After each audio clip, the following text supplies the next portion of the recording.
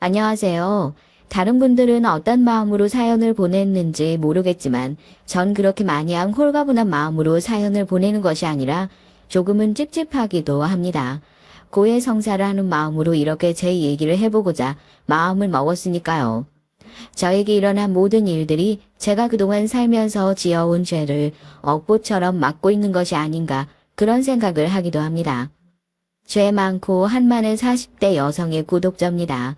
차라리 살면서 남한테 지은 죄는 살면서 어떤 식으로든 갚아나갈 수 있을 것 같은데 기억에서 금방 잊혀지기라도 할 것 같은데 자식한테 지은 죄는 아마 제가 죽을 때까지 평생 잊혀지지 않을 것 같아요.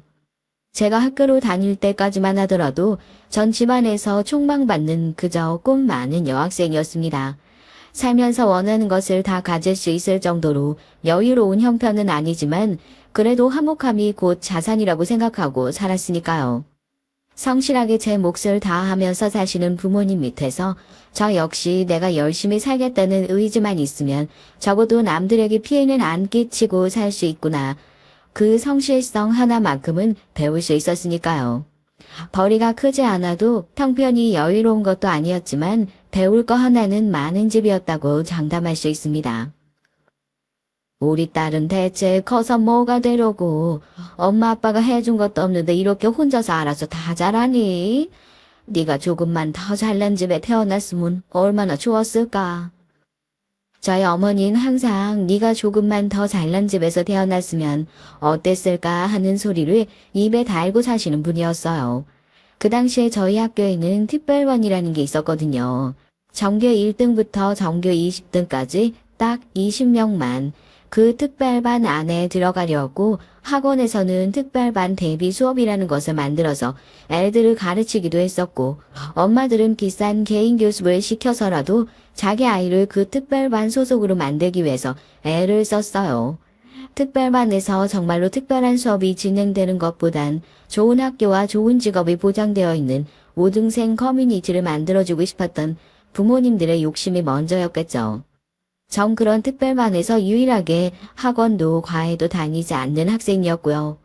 그래서 그런지 몰라도 그 안에서 부러움과 시기, 질투를 동시에 받는 아이들과 어딘가 동떨어져 있는 존재였습니다. 그 나이 때 애들이 워낙 유치하잖아요. 짓궂은 장난에도 많이 당했었죠. 노트 필기한 것도 숨기고 제 성적을 떨어뜨려 보겠다고 별의 별수를 다 썼던 것 같아요. 그렇게 떨어질 성적이었으면 진작에 떨어졌죠. 오히려 그렇게 저를 깎아내리려고 하는 주변 친구들이 자극제가 되어서 더 멋진 사람으로 성장할 수 있었던 것 같아요. 또 저희 부모님 자랑을 하나 더 하자면 아무리 집안이 어렵다고 하더라도 자식의 꿈을 붙잡으시는 분들이 아니었어요. 제 성적으로는 법대부터 한의대, 의대까지 그냥 마음에 드는 곳으로 골라갈 수 있다는 얘기를 들었을 때 전 망설임 없이 법학과를 선택했습니다. 평균적인 국립대학의 등록금을 생각하고 있었던 저에게 법대 등록금은 부담스러울 리 많지 비싼 액수였죠. 제가 학교로 다닐 때까지만 하더라도 로스쿨이라는 개념이 아직 들어오지 않았을 때였거든요. 일정한 법학 과목의 점수를 이수한 후에 사법시험 자격이 주어지고 말이 좋아 사법시험이지 실제로 합격한 사람의 숫자를 보면 1년 내에 1000명이 되지 않는 그래서 사법고시라는 악명 높은 이름이 붙었던 그런 시기였습니다.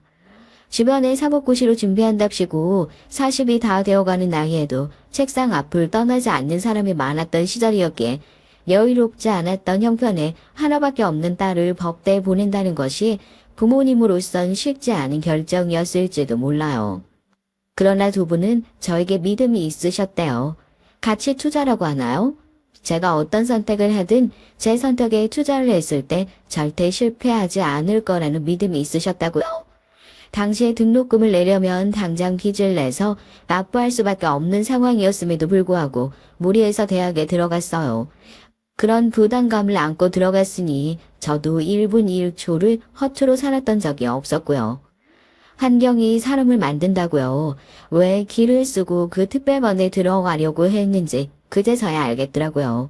대학에 들어가니까 완전히 다른 세계였어요.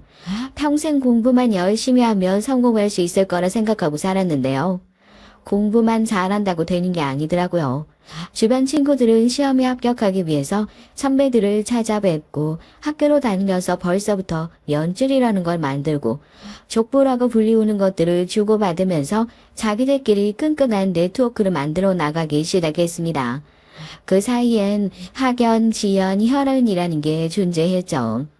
선생님, 저 어느 학교 출신입니다. 제 고향이 어디입니다. 저희 아버지가 지금 검찰청에 계십니다. 당연히 연줄도 없고 아무것도 없는 전 무식하게 열심히 공부만 했지. 솔직히 주변 친구들을 보면 조바심이 나긴 하더라고요. 나도 저렇게 하지 않으면 도태되지 않을까 싶기도 하고요. 넌 아직 족보 못 구했지? 내 거 보여줄까? 나도 이거 어렵게 구한 거야. 이거 구한다고 어제 술을 얼마나 마셨는지 아직도 속이 울렁거린다. 얘는 언제 봤다고 나한테 이렇게 친한 척일까? 자연스럽게 다가와서는 말을 거는 남편을 보면서 참 뻔뻔하고 당당한 사람이구나 했어요. 저와 다르게 남편은 처음 만났을 때부터 그런 쪽에 늘 관심이 많은 사람이었거든요. 어떻게 하면 주변을 자기한테 도움이 되는 사람들로 채울 수 있을까? 어떻게 하면 한 사람이라도 나를 끌어줄 수 있는 사람을 내 곁에 둘 수 있을까? 누군가는 그런 욕심을 야망이라는 단어로 표현하기도 하더군요. 지금 생각해도 그런 사람을 왜 좋아하게 됐는지, 그런 사람이 저를 왜 좋아했는지 특별한 이유로 설명하는 것 자체가 어려워 보입니다. 아마도 서로에게 가질 수 없는 것이 있었기 때문이었겠죠. 당신이나 나나 흙수저 집안에서 태어난 건 매 한 가지잖아. 우리는 도태되지 않으려면 남들보다 배로 더 노력하면서 살아야 돼. 잘 사는 놈들은 이렇게 실패할 걱정도 안 한다고. 제가 먼저 변호사 시험에 합격을 하고 남편과 결혼을 하게 됐습니다. 그 당시에 남편은 계속 사시 준비를 하고 있을 당시였어요. 부모님은 아직 시험도 합격하지 않은 남자와 결혼을 한다는 것이 조금 걱정스러워 보이긴 했지만 전 이 사람도 꼭 합격할 거다. 합격만 한다면 나보다 훨씬 더 잘 나갈 사람이다 하면서 남편을 두둔했죠. 변호사 일을 시작하면서 정말 묵묵하게 남편의 뒷바라지를 했습니다. 시험 준비 기간이 길어지면서 남편은 어쩐지 저한테 불필요한 열등감을 갖는 것 같았어요. 하지만 그 역시 시험 스트레스였겠거니 하고 다 이해했습니다. 왜? 변호사가 되고 나니까 이제 이렇게 오랫동안 시험 붙들고 있는 게 우스워 보여? 아무리 그래도 내가 가장이야. 그렇게 무시한 눈으로 쳐다보지 말란 말이야. 무시는요. 오히려 쥐뿔도 없는 남편한테 매일같이 제가 당했던 게 무시였던 것 같은데요. 공부를 할 때 얼마나 힘들었는지 제가 다 아니까 그런 말도 안 되는 시비에도 꼭 참고 묵묵하게 남편의 뒷바라지를 했던 것이 무려 4년입니다. 그렇게 그냥 허송세월을 보내고 시험도 합격하지 못했으면 제 노력이 모두 물거품이 됐을지도 모르죠. 그 정도로 멍청한 인간이 아니었거든요. 그에 전 기쁜 소식을 한꺼번에 2개나 맞이하게 됐습니다. 하나는 남편의 합격 소식, 그리고 남편의 합격 소식보다 더 기뻤던 제 임신 소식이요. 자궁이 약하고 몸이 차가워서 산부인과에 가도 한의원에 가도 임신하는 것이 어려울지도 모르겠다는 얘기를 들었던 터라 갑작스러운 임신 소식에도 당황하지 않고 온 가족이 좋아할 수 있었습니다. 저한테 딸은 제 인생이 찾아온 깜짝 선물 같은 존재나 다름없었어요. 이제야 남편이 막 일을 시작하게 된 터라서 덜컥 애를 가졌다는 것이 불안하기도 했지만 남편은 그런 저에게 그동안 제 뒷바라지 하느라 고생하지 않았느냐면서 이젠 본인이 밖에 나가서 열심히 일을 하며 저와 딸을 책임지겠다는 꽤나 든든한 거짓말을 하더라고요. 시험 합격한 이후로 내 공부 뒷바라지 한다, 이런다. 그동안 너무 힘들었지? 조금 더 크면 우리 엄마한테 맡기고 어린이집 보낸다고 하더라도 지금은 애도 엄마 손길 한창 필요할 나이고 설마 이 정도도 희생이라고 생각하는 건 아니겠지? 당신 애 엄마잖아. 당시엔 남편 얘기가 틀린 말이 없다고 생각했어요. 한창 엄마 손길이 필요할 나이에 애를 어디다 맡겨두고 편하게 혼자 일을 하러 다니는 것도 그렇고 이젠 상황이 달라졌으니까요. 남편이 일을 하기 시작했으니 전 하나 정도는 쉬더라도 집안 생계에 크게 무리가 가는 상황도 아니었고요. 다른 건 몰라도 저 역시 부모님의 따뜻한 손길을 받으면서 커왔고 그거를 자산으로 살아가는 사람이었으니까 제 딸한테 그거 하나만큼은 확실하게 물려줄 수 있겠구나 생각했어요. 여유로운 상황은 아니었지만 그렇게 육아휴직을 쓰고 집에서 아이를 돌보기 시작했죠. 지금이야 육아휴직이 너무 잘 되어 있는 상황이잖아요. 오히려 애를 안 낳아서 문제죠. 그치만 제가 직장을 다닐 때까지만 하더라도 육아휴직이 있지만 있는데도 쓰지 않는 사람들도 많았고 쓰고 돌아오면 기피 부서로 발령이 나는 일들이 비일비재했었습니다. 저한텐 일보다 아이를 돌보는 것을 먼저 선택한다는 것 자체가 인생에서 굉장히 큰 모험과 같은 일이었어요. 불안한 마음은 있었지만 하루가 다르게 훌쩍훌쩍 커버리는 아이를 보면서 내가 지금 계속 일을 하고 있었다면 이 귀중한 순간들을 다 놓치고 살았겠구나. 정말 잘한 결정이다. 불안한 마음을 그렇게 달래고 위안하며 육아를 시작했습니다. 당연히 힘들었죠. 애 키워보신 분들은 다 아실 테지만 아이 예쁜 건 둘째치고 전 차라리 나가서 일을 하는 게 더 낫다 싶을 정도로 육아가 힘들었었어요. 애를 낳고 난 이후에 늘어난 온 몸의 근육은 돌아올 생각을 안 하고 거의 손목을 둘둘 감다시피 하고 생활을 하는데도 애를 안을 때마다 허리며 손목이며 목이며 몸에 있는 관절이 다 쑤시고 아프고 좋다 이거예요. 그렇게 몸도 아파 죽겠는데 애를 보겠다고 집에 들어왔으니 또 전업주부로서 해야 할 일들이 산더미처럼 있을 거 아니에요. 남편이 일을 하고 들어오면 밥 차려야지 빨래며 설거지며 집안일은 왜 그렇게 많고 왜 그렇게 해도 티도 안 나는 건지. 첫 아이라서 더 그런 것도 있었겠지만 참 막막하고 힘들기만 했습니다. 이럴 때 남편이 도와주고 옆에서 힘이 되어줬다면 더할 나위 없이 좋았겠지만 그러지도 못했어요. 말 그대로 남편은 바깥 양반이었거든요. 사회생활을 시작하고 어찌나 바쁘신지 집에 들어오셔서 지친 아내를 위해 집안일을 교대해 주실 생각은 꿈도 못 꾸셨죠. 다른 사람들도 다 그러고 살아. 왜 당신 혼자만 힘든 것처럼 유난이야? 하루 종일 밖에서 힘들게 일하고 들어온 남편 웃는 낯으로 마중은 못 나올 망정. 적어도 집에 들어왔을 때 기분은 잡치게 하지 말아야 할 것 아냐.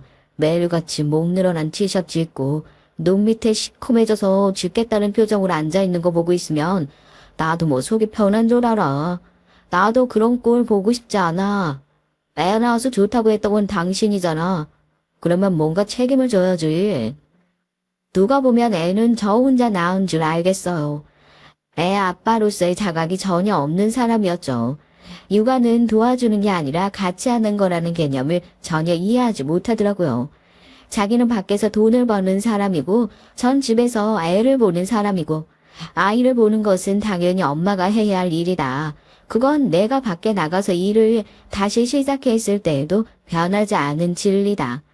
이런 식으로 얼마나 저를 가스라이팅 했는지 모르겠습니다. 남편 한 명만 그랬으면 다행이게요. 시어머니도 마찬가지셨어요. 성격도 그 모양인데 입도 가벼운 남편이 요즘 집에만 들어오면 제가 그렇게 잔소리를 한다고 시어머니한테 또 쪼르르 달려가 일러바친 모양이죠.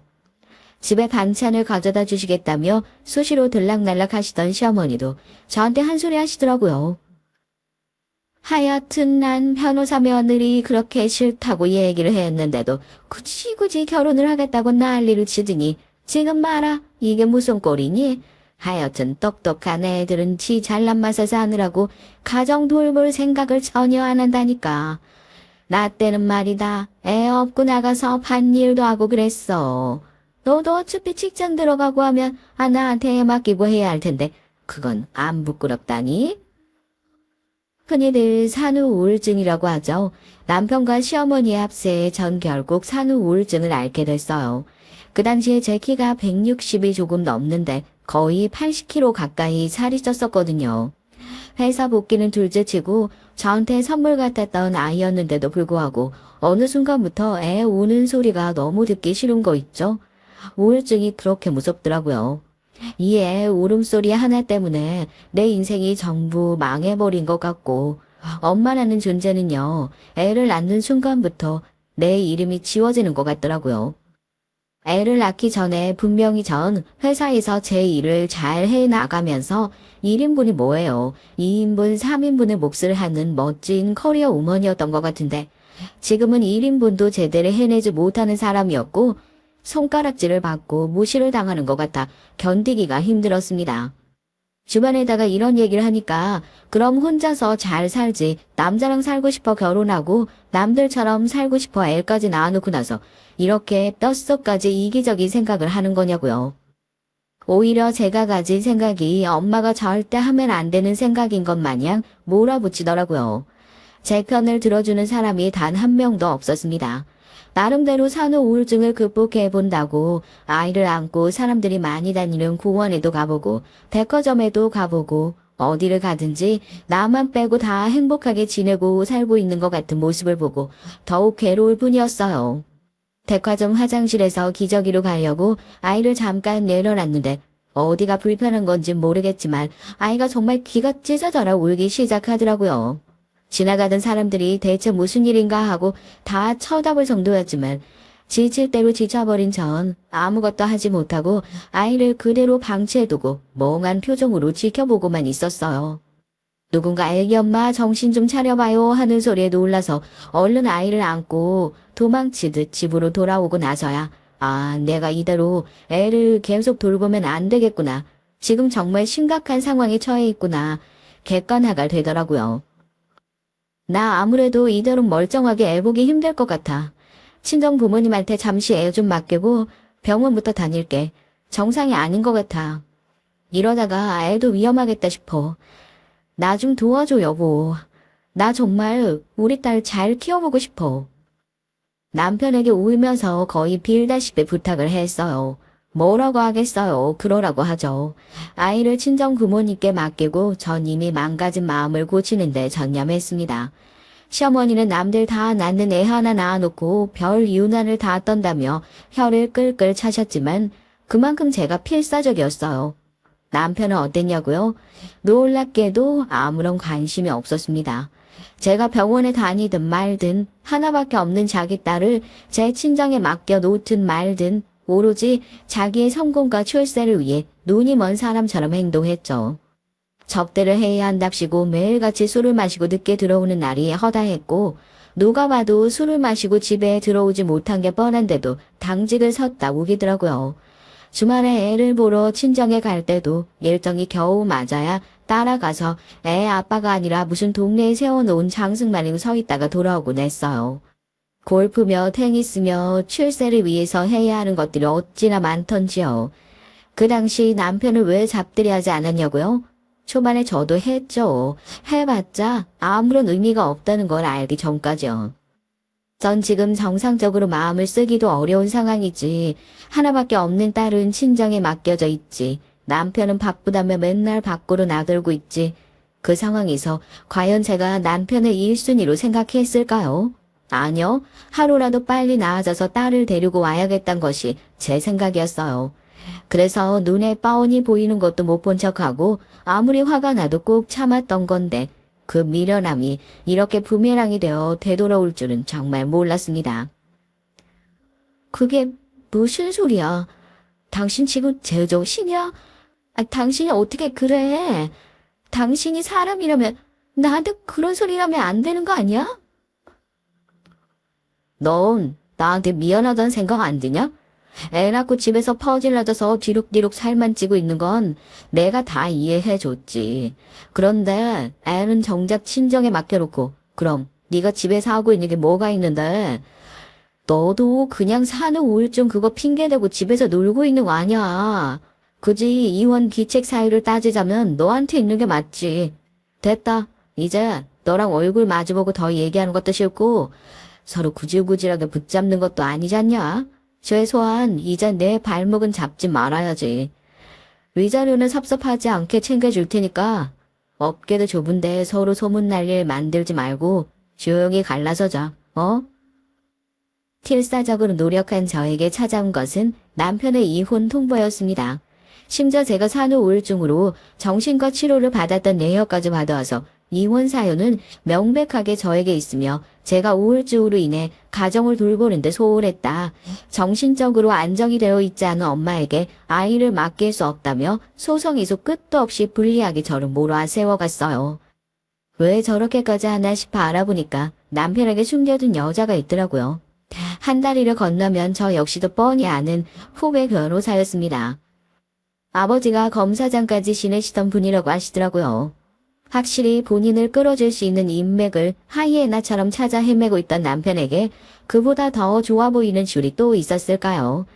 그렇게 두 사람의 수작에 넘어가서 정말 말도 안 되고 허무하게 아이를 뺏기게 됐죠. 이제 그만하자. 너도 살아야 될 거 아니니? 이제 와서 이혼을 해서 애만 데리고 온다고 한들 네가 혼자서 애를 어떻게 키울 거야?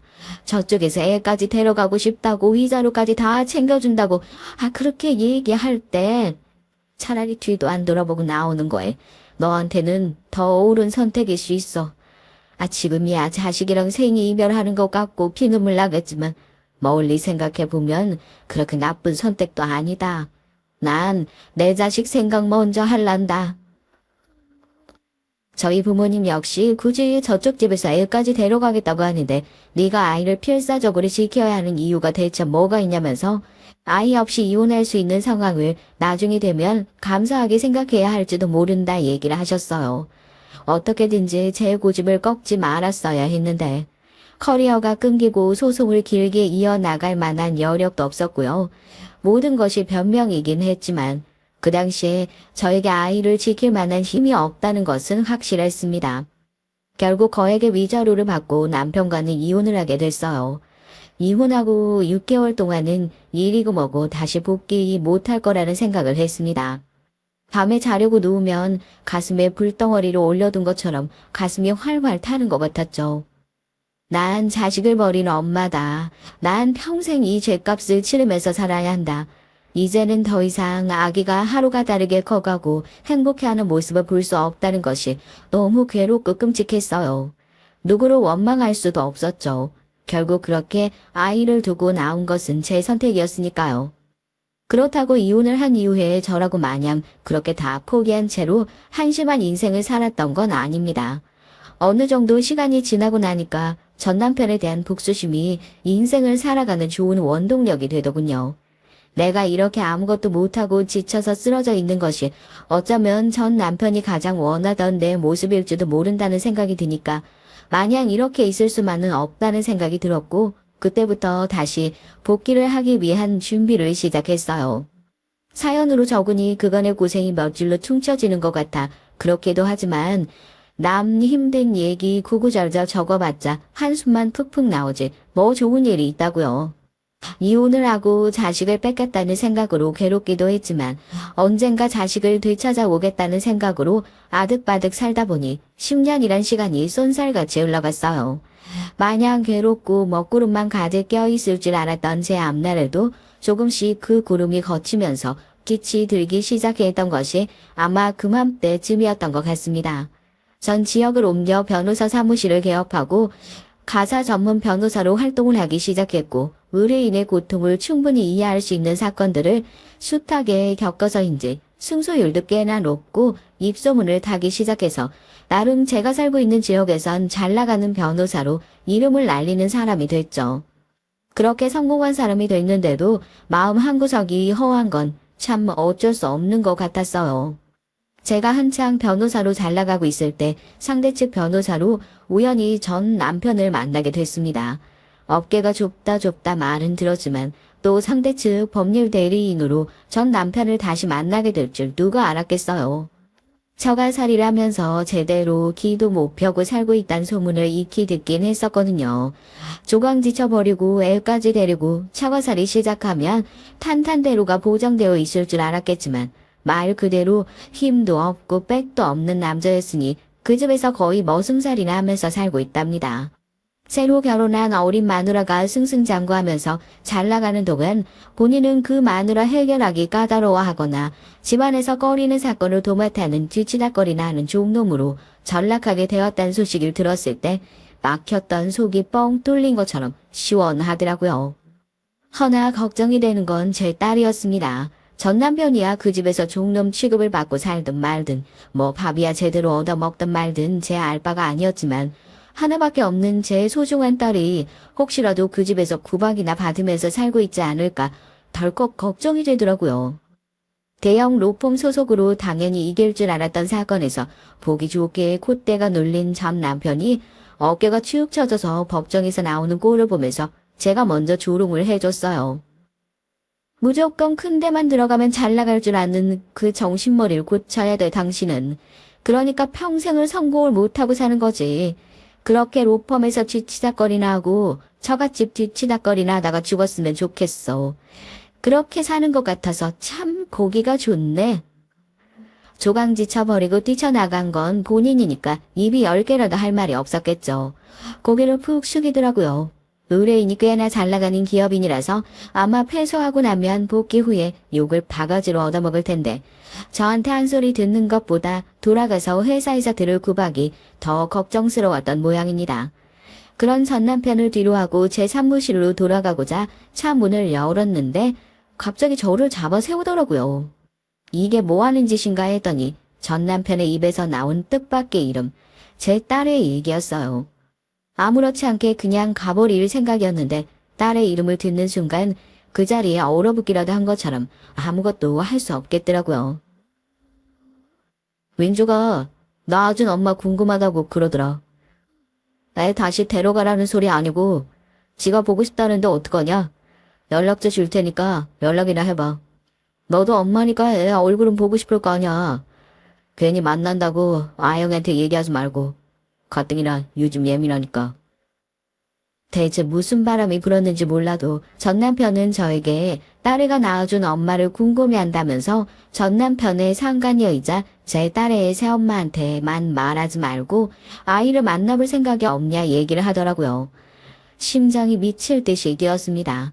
어떻게든 딸의 얼굴을 다시 한번 만날 수 있으면 좋겠다 생각만 하고 있었는데 새엄마의 수작으로 여태 크는 동안 얼굴 한번 볼 수 없었으니까요. 남편한테 약속 시간과 장소를 잡아 전달하겠다고 얘기를 하고 그렇게 이혼하고 10년 만에 딸을 다시 만나게 됐어요. 긴장한 얼굴을 하고 앉아있는데 멀리서 봐도 제 딸인 것을 한눈에 알아볼 수 있겠더라고요. 어쩜 절 그렇게 쏙 빼닮았는지 딸애를 향해 걸어가는 내내 눈물이 줄줄 흘렀습니다. 내가 대체 뭘 위해서 이 모든 것을 다 포기하고 왔나. 지난 10년의 세월이 그 몇 걸음 만에 허무해지더라고요. 원망 가득한 말들이 쏟아질 거라 생각했었는데 딸애 역시 제 얼굴을 보자마자 눈물을 뚝뚝 흘렸습니다. 누가 먼저라고 할 것도 없이 서로를 끌어안고 그렇게 한참을 펑펑 울었어요. 엄마가 제대로 사랑해주지도 못했는데 어쩜 이렇게 예쁘게 컸는지 미안하고 고맙고 대견스럽고 정말 만감이 교차하더라고요. 그동안 어떻게 지냈어? 새엄마가 잘 해주셔? 엄마가 너무 미안해. 엄마가 그때 널 어떻게든 지켰어야 됐는데 그땐 너무 생각이 짧았어. 아무것도 못한다고 생각했거든. 엄마가 너무 미안해. 이렇게 잘 자라줘서 너무 고마워, 우리 딸. 우리 딸, 그 단어가 어찌나 낯설고도 익숙하던지요. 절 닮아서인지 공부도 잘하고 저도 몰랐었는데 제 대학 후배가 됐더라고요. 아무래도 자기는 법 쪽이랑 영 맞지 않는 것 같다면서 경영학과에 진학을 했답니다. 시간 가는 줄 모르고 딸아이가 그동안 살아왔던 얘기를 들었죠. 내가 없었던 순간들, 그렇기에 더 궁금하고 소중했던 시간들, 오랜만에 만난 엄마가 원망스럽지 않냐는 얘기에 의젓하게 엄마도 엄마의 사정이 있지 않았겠냐면서 아빠를 원망해도 엄마는 한 번도 원망한 적이 없다는 얘기를 하면서 감동을 주기도 했어요. 옛날엔 왜 내가 이렇게 새어머니 밑에서 눈치를 보고 커야 하나, 왜 친엄마가 나를 끝까지 책임지지 않아서 이렇게 살아야 하나 솔직히 원망했던 적도 있었는데 이제 어느 정도 크고 나니까 알겠더라고. 그 당시에 왜 엄마가 그런 선택을 할 수밖에 없었는지. 그래서 아빠를 원망한 적은 있어도 엄마를 원망한 적은 단 한순간도 없어. 그러니까 엄마도 그때 그 선택 때문에 엄마를 너무 미워하지 마. 나 정말로 괜찮아. 오히려 의젓한 모습으로 저를 위로하는 것이 너무 고마웠습니다. 전 딸아이에게 제 번호를 주면서 힘든 일이 있거나 좋은 일이 있으면 언제든지 연락하라고. 이미 새로운 가정을 꾸린 상황에서 엄마가 너에게 해줄 수 있는 것도 해줘야 하는 것도 많지 않다는 걸 알지만 그래도 근처에 사는 좋은 이모 하나 생겼다고 생각하고 편하게 연락해줬으면 좋겠다 얘기를 했어요. 그날 이후로 실제로 딸과 종종 만나서 얘기도 하고 비록 사정상 엄마의 역할을 다할 수 없는 상황이었지만 이런 식으로라도 딸과 가까이 지낼 수 있다는 사실이 참 다행이다라는 생각이 들더라고요. 평생 못 보고 살 줄 알았는데 말입니다. 얘기를 들어보니까 전 남편이 새로 결혼한 이후로 제 딸 역시 그 집에서 거의 내놓는 자식 취급을 하면서 살아가는 것 같더라고요. 애초에 책임질 자신이 없으면 데려가지나 말지. 데려갔으면 제대로 대우나 좀 해줄 것이지. 그동안 제가 모르는 어떤 서름을 당했을지 참 미안하기만 했습니다. 뒤늦게 만난 그 비어있는 시간들에 대해 보상해줄 수 있는 건 아무것도 없었지만 딸애가 크면서 필요한 것들을 몰래 지원해주면서 인연을 계속해서 이어갔죠. 그래도 낳아준 엄마라고 잊지 않고 먼저 찾아준 것이 얼마나 고마웠던지요. 엄마, 나 곧 결혼해. 다른 사람은 몰라도 엄마한텐 꼭 얘기해야 할 것 같아서. 엄마도 결혼식에 초대하면 안 되냐고 얘기해보고 시댁 식구들이랑 얘기해봤는데 내 생각처럼 쉽지가 않네. 엄마도 내 결혼식 봐주면 참 좋겠다 싶었는데 미안해 엄마. 엄마도 오고 싶었을 텐데 그래도 나중에 알게 되면 너무 서운할 것 같아서. 아니야 엄마 다 이해해. 어떻게 새엄마가 있는데 엄마가 그 자리에 가겠어. 그래도 결혼한다고 얘기해줘서 고마워. 신랑 어떤 사람인데? 시댁은 어때? 사진 많이 찍어놨다가 나중에 엄마 보여주면 되지. 우리 딸 정말 축하한다. 결혼하는데 뭐 필요한 건 없고 필요한 거 있으면 얼마든지 얘기해. 엄마가 다 도와줄게. 언제 이렇게 커서 결혼을 하고. 정말 다행이다. 잘 됐어. 그러던 중 갑작스러운 딸의 결혼 소식을 듣게 됐어요. 무슨 얘기를 하려고 하는지 한참을 말도 못하고 우물쭈물 하길래 혹시라도 좋지 않은 일이 있나 걱정했었는데 정말 뜻밖의 얘기였죠. 왜 그렇게 말을 하지 못하고 망설였는지 이해는 됐습니다. 결혼식에 절 초대하고 싶어 사돈댁에도 얘기를 하고 새어머니에게도 얘기를 한 모양인데 입장 바꿔서 생각해도 아무리 낳아준 친어머니라 하더라도 결혼식장에 어머니 둘이 앉아있는 모양새가 안 될 말이긴 하죠. 저도 그 부분에 대해서 이해를 못하는 바는 아니었으니 딸을 달랬어요. 결혼식에 가지 않아도 축하하는 마음은 매한가지고 네가 나를 그렇게 생각해 준 것만으로도 엄만 충분히 고맙고 만족스럽다고요. 그렇게 딸의 결혼식은 딸이 보내준 사진과 영상으로만 보게 됐죠. 참 가슴이 아프더라고요. 분명히 내 배 아파서 낳은 자식이 눈앞에 있는데도 내가 엄마라고 할 수 없는 이 현실이요. 끝까지 딸애를 지키지 못했던 제 업보를 이런 식으로 돌려받는구나 생각이 들 지경이었습니다. 딸은 결혼한 지 얼마 되지 않아 임신 소식을 알렸습니다. 결혼하고 시댁에 들어가서 살게 된 이후로는 자주 하던 연락도 부쩍 줄어든 것 같다는 생각이 들더라고요. 홀몸도 아닌데 시집살이가 힘들진 않은지 많이 걱정이 됐지만 그래도 꽤나 덕망 있는 시부모님을 두고 있다는 얘기를 들었기에 크게 걱정하지 않았어요. 딸 A의 시부모는 두 사람 다 기업인이라고 했고 지역신문에서 선한 영향력을 끼치고 있다며 종종 기사로 소식을 접하기도 했으니까요. 다른 걸 다 떠나서 전 남편도 그렇고 딸의 새엄마도 그렇고 자기 집안에 도움이 되지 않을 그저 그런 집안이었다면 애초에 딸의 시집을 보내지 않았을 거예요.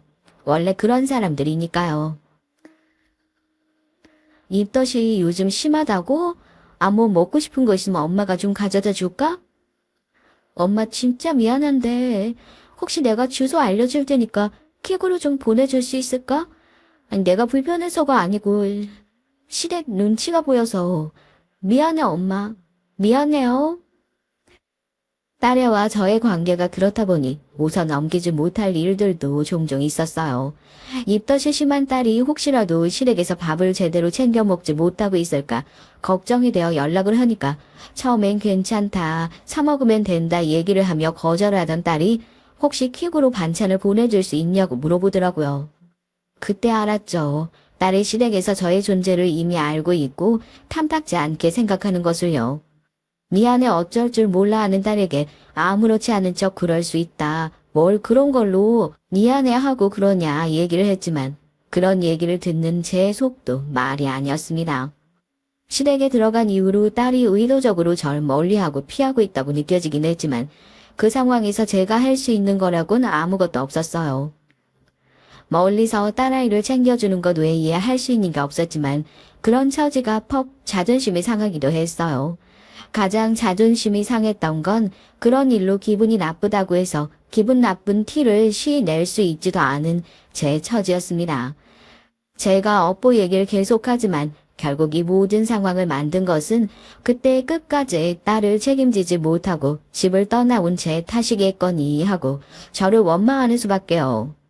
덕망 있는 시댁으로 시집을 가서 참 다행이라는 생각을 했었는데 얻는 게 있으면 잃는 것도 있는 법입니다. 시집을 가고 임신을 한 딸에는 시댁에서 보내는 시간이 길어질수록 부쩍 생기를 잃는 것 같은 모습을 보여주니 걱정스럽기만 하더라고요. 최대한 시댁의 심기를 거스르지 않기 위해 신경을 쓰는 듯한 딸의 모습을 보면서 엄마로선 울컥하긴 했지만 괜히 나설 수도 없는 입장에서 긁어부스럼을 만들고 싶지 않아 아무런 말도 하지 못하고 속으로만 그 화를 삭히고 있었죠. 그런데 왜 그런 게 있잖아요. 다른 건 몰라도 엄마들은요. 자기 자식한테 무슨 일이 있다는 건 본능적으로 알아차릴 수 있다는 거요. 어쩌면 제가 내내 마음이 찝찝했던 이유가 그것 때문이었을지도 모르겠습니다. 내 자식이 시댁에서 지금 좋지 않은 일을 당하고 있구나 하는 일종의 촉 같은 게 발동을 해서 그랬는지도 모르겠어요. 딸애가 무사히 출산을 하고 예쁜 손녀가 생겼다는 소식을 연락을 통해서만 전해받게 됐죠. 그때까지만 하더라도 조리원에서 이제 막 퇴소해서 집에 있는 딸이 잘 지내고 있을 거라고만 생각했습니다. 너무 예쁘다. 엄마도 우리 손녀 실제로 한번 보면 좋을 텐데. 선물이면 몸에 이것저것 전해줄 것도 많고 너 괜찮을 때 한번 집에 들려서 이것들 금방 전해주고 얼굴만 보고 오면 안 될까? 그것도 많이 불편할 것 같니? 아니야 엄마. 나도 엄마한테 하루라도 빨리 보여주고 싶은 마음밖에 없는걸. 그러지 말고 다음 주 주말에 시간 괜찮으면 집에 잠깐 와줄 수 있어요? 애 데리고 나가긴 좀 뭐하고 그날 마침 시부모님께서 골프 약속이 있다고 하셔가지고 이른 오후까진 집에 아무도 없을 것 같아서 엄마한테 이런 부탁하는 게 참 미안하긴 한데 시부모님께서 워낙 집에 말도 없이 손님을 드리는 걸 안 좋아하셔가지고 괜히 나까지 예민하게 구는 것 같네. 엄마가 살아보니까 별의별 거 다 신경 쓰는 사람 많더라. 그 정도 시부모님이면 양반이지 왜. 엄마야 언제든지 시간 괜찮으니까 그럼 그때 맞춰서 가지고 너희 집으로 갈게. 너 먹고 싶은 거 있으면 엄마한테 연락하고 갈 때 사가지고 갈 거니까. 이제 막 태어난 손녀가 저도 얼마나 보고 싶었겠어요. 거의 떼를 쓰는 수준으로 딸에게 언제 한번 집에 가서 애 얼굴이라도 좀 봤으면 좋겠다. 난처해 하는 것을 알면서도 그렇게 부탁을 했었죠. 하도 제가 한 번은 가봐야겠다 성화를 부려서인지 딸은 주말엔 시부모님께서 골프를 치러 가시니까 이른 오후까지는 시댁에 아무도 없어서 괜찮을 것 같다면서 그때 시간 맞춰 아이를 보러 오면 될 것 같다 얘기를 하더라고요. 비록 딸을 집에 가면서 정식으로 초대받아 갈 수도 없는 입장이긴 했지만 그래도 하나밖에 없는 손녀의 얼굴을 이런 식으로라도 볼 수 있다는 게 얼마나 다행이고 설레는 일인지요. 그 전날에 집에 가져갈 손녀의 선물을 챙기느라 잠도 몇 시간 제대로 자지 못했을 정도였습니다. 그렇게 오랜만에 딸의 시댁을 찾아가 딸의 얼굴을 봤어요. 저도 이제 나이가 들었는지 얼굴을 보자마자 그냥 왈칵 눈물이 나오더라고요. 출산 때문에 고생을 해서인지 몰라도 잘 먹고 얼굴이 한창 좋아야 할 때인데도 불구하고 헬쓱해져서는 아이를 안고 있는 것조차 버거워 보이는 딸의 모습이 그토록 보고 싶었던 손녀보다 눈에 먼저 들어왔습니다. 딸에도 눈물이 글썽글썽 하더라고요. 고생했다고. 이렇게 예쁜 딸 낳느라 너무 고생했다고 앙상한 손을 몇 번이나 잡고 쓰다듬었는지 모르겠습니다. 시댁은 듣던 대로 상당한 재력까지 받는 것 같더라고요. 이 넓은 집에 도우미 아주머니 하나 없는 집이 이상할 지경이었습니다. 너 설마 시댁 집안일 너 혼자 다 하는 건 아니지? 시부모님 잘 사신다면서. 남편 머리도 좋고 이렇게 넓은 집 어떻게 혼자 청소 다 하겠어. 그런 건 아니지? 아니야. 원래 도우미 아주머니 집 계시는데 엄마랑 편하게 얘기하려고 내가 오늘은 잠시 다른 데 가 계시라고 한 거예요. 진짜 그런 거 아니니까 걱정하지 않아도 돼요. 당황한 딸의 반응을 보아하니 도우미 아주머니를 일부러 퇴근시켰다는 얘기도 그렇게 믿음직스럽진 않았지만 어쩌겠어요. 그 후로부턴 선물을 전해주고 손녀딸을 끌어안고 예뻐하느라 정말 시간 가는 줄 몰랐습니다. 다 같이 점심을 먹고 손녀딸의 낮잠 시간이 다가와 피곤해 보이는 딸을 대신해 제가 손녀딸을 안아들었죠. 옛날에 너 아기 때 생각도 나고 그러네. 얼굴이 많이 피곤해 보이는데 거실에서 좀 쉬고 있어. 엄마가 저쪽 방 들어가서 애 얼른 재우고 나올 테니까 잠깐이라도 눈 붙이든지.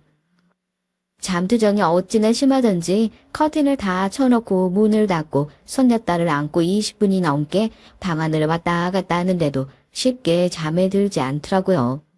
몇 번이나 잠투정을 하다가 겨우 잠이 든 아이를 침대에 조심스럽게 내려놓고 문을 열려는데 밖에서 시끄러운 소리가 났어요. 문을 열어보니까 그제야 오가는 고성이 좀 더 선명하게 들리더라고요. 딸애와 딸애의 시어머니였습니다.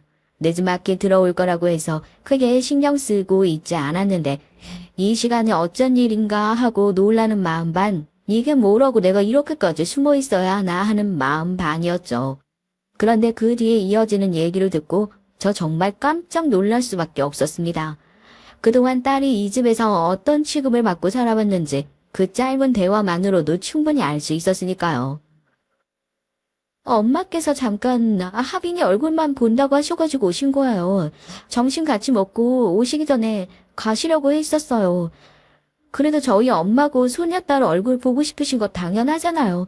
어머님이 이러시면 제가 엄마한테 뭐가 되겠어요. 이게 아직도 정신을 못 차렸네. 야, 너희 집안 콩가루인 거 동네 사람들한테 대놓고 자랑할 일 있어. 내가 다른 건 다 괜찮은데 니네 애미 이 집에 들이지 말라고 했지? 넌 아주 내 말이 우습게 들리니? 결국 또 제가 문제였나 봅니다. 동네 사람들 부끄럽게 어디 이혼한 엄마를 아직도 엄마라고 부르면서 자기 집에 들일 생각을 하냐고 길길이 날뛰던 딸의 시모는 급기야 화를 참지 못하고 딸의 예삐함을 짝소리나게 올려붙였습니다.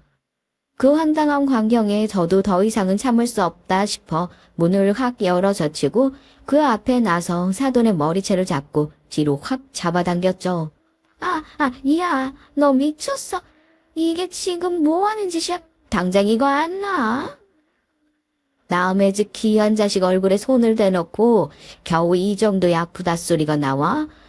덕망 있는 집안에 시집 갔다고 해서 기뻐하던 게 엊그제 같은데 이딴 개자방 같은 집에 시집 갈 줄 알았으면 내가 침모든 약모든 무슨 수를 써서라도 뜯어 말렸을 거야.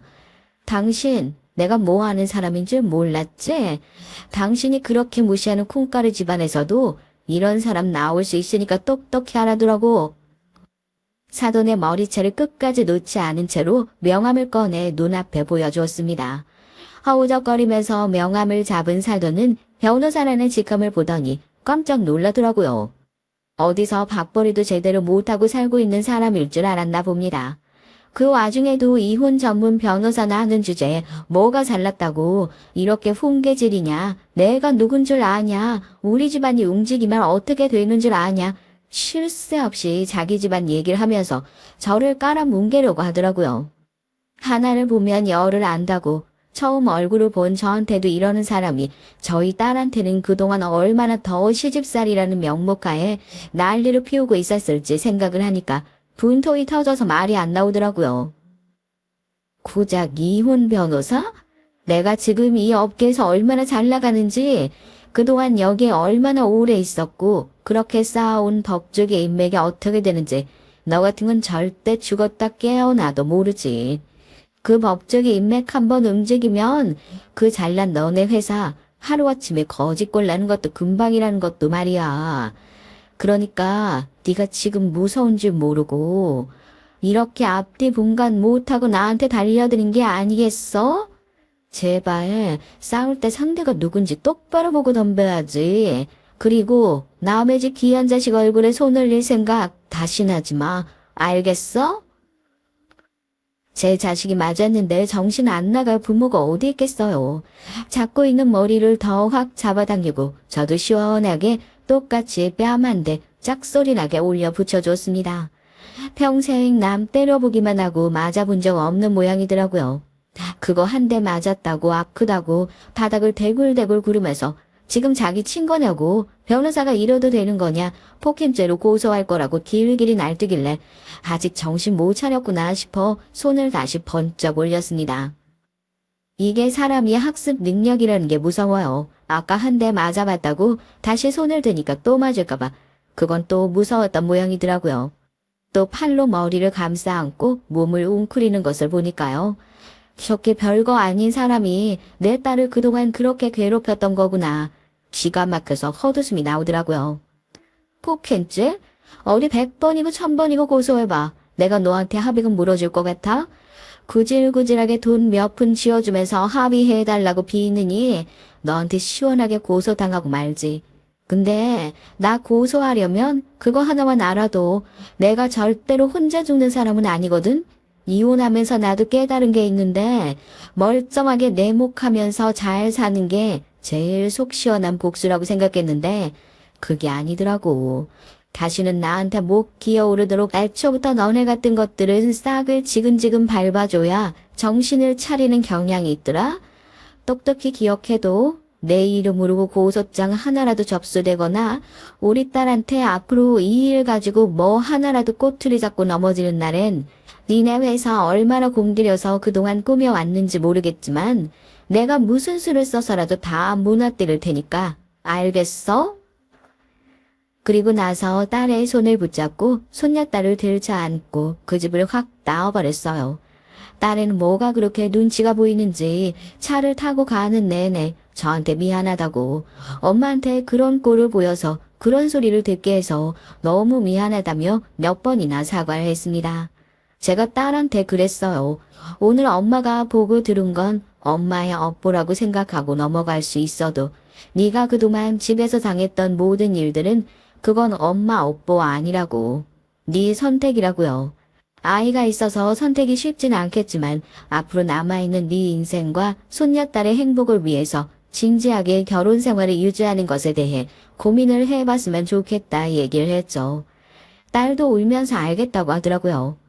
그리고 지금은 가사 전문 변호사라는 저의 적성과 전공을 더할 나위 없이 잘 살릴 수가 없는 날들입니다. 제가 딸의 이혼 소송에 변호를 맡게 됐거든요. 엄마가 딸의 이혼 소송을 변호한다는 것 자체가 남들에게는 손가락질 거리일 수도 웃기는 얘기일 수도 있겠지만 더 이상 딸이 상처받는 것을 원하지 않기에 무슨 수를 써서라도 이 소송은 잃는 거 하나 없는 방향으로 끌고 나가볼 생각입니다. 예전에 제가 딸애를 집에 두고 나왔을 때 후회했던 그때 그 말도 안 되고 가슴 먹먹한 상황을 또 한 번 다시 반복할 수는 없으니까요. 같은 아픔을 물려주지 않기 위한 제 마음이 이 소송에서 꼭 승소라는 결과로 이끌어낼 수 있을 것이라 생각해요. 이혼 소송이 끝나면 본격적으로 딸의 시댁이었던 회사를 하나부터 열까지 낱낱이 털어보는 일도 시작할 거니까요. 끝까지 저한테 많은 응원 부탁드리겠습니다. 안녕하세요. 저는 60대 중후반의 전업주부입니다. 전 남편과 함께 두 아들, 딸 하나를 키우면서 살고 있는데요. 지금은 모두 장성해서 집에서 독립해 제 할 일을 하고 있어요. 큰아들은 40이 넘었는데 30대에 결혼을 했고요. 작은 아들은 30대 후반에 아직 결혼하지 않았고요. 그리고 막내딸은 이제 막 사회에 첫 발을 내디딘 사회 초년생입니다. 딸 나이가 26이고요. 신혼 초기에 아들 둘만 키우다가 늦둥이로 딸을 낳아 늦게까지 육아에 힘을 들였네요. 그래도 딸은 아들들과 다르게 키우는 맛이 있더라고요. 곱게 기른 딸이 대학 졸업하고 바로 취업을 해서 얼마나 기쁜지 몰라요. 한데 전 몇 년 전에 제 둘째 아들을 어느 여자와 결혼을 시키려다가 파혼을 하고 말았죠. 그때 일만 생각하면 아직도 소름이 끼치고 꼼자리가 뒤숭숭합니다. 오늘 제가 드리고 싶은 얘기는 바로 저의 예비 며느리에 관한 얘기예요. 아니 이미 파혼했으니까 며느리도 아니죠. 그때는 그 예비 며느리라는 아이에게 속아 아들을 잃어버릴 뻔했거든요. 이쯤 되면 여러분도 궁금하시지 않으신가요? 제 얘기를 듣다 보면 어쩌면 여러분들도 화가 나서 뒷목 잡으실 수도 있고 소름 돋고 무서우실 수도 있을 것 같아요. 하지만 다시는 저와 같은 피해를 볼 사람이 없기를 바라면서 사연을 보내게 됐습니다. 여러분 그럼 지금부터 저의 얘기를 시작해 볼게요. 전 60대 중후반이 되기까지 살아오면서 그다지 큰 풍파 없었다고 생각합니다. 제 부모님도 아주 멀쩡한 분들이셨고 제 시부모님도 막장 드라마에 나오는 그런 못된 시댁 부모님들이 아니셨어요. 그래서 전 시집살이라는 것을 거의 모르고 살았습니다. 저희 시부모님은 아들이 5이세요. 그래서 시어머니가 아들 5을 혼자 키우시느라 고생을 많이 하셨거든요.